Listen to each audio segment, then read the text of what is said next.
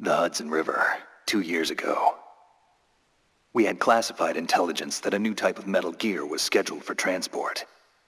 The whole thing stank, but our noses had been out in the cold too long.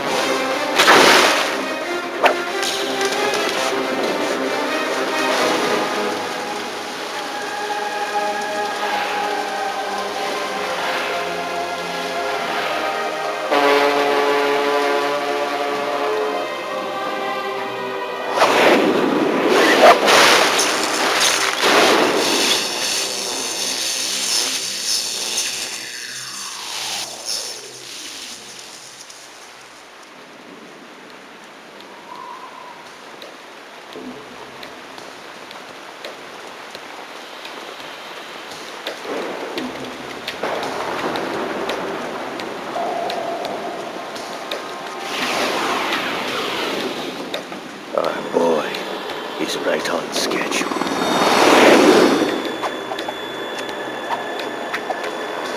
He'll know soon enough.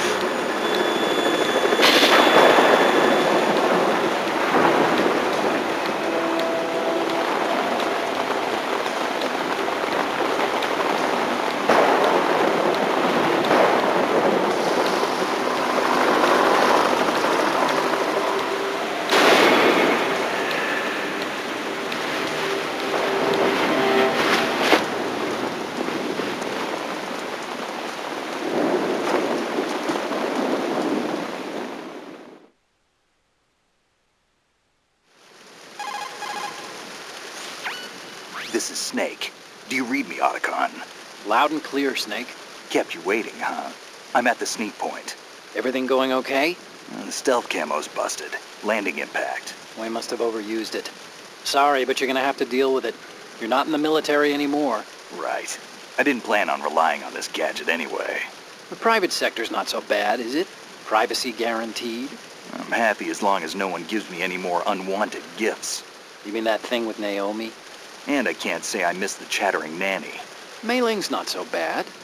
That reminds me, I have to get in touch with her again about that new Natick flashware. Diverting toys from the SSCEN again? Look, give her a message from me. Someone will find out, sooner or later. She's better off assuming it's sooner and quit while she's safe. Too true. Okay, Snake, let's get to work. You know how the technical specs of Metal Gear were sold on the black market after Shadow Moses? All Ocelot's doing. Exactly.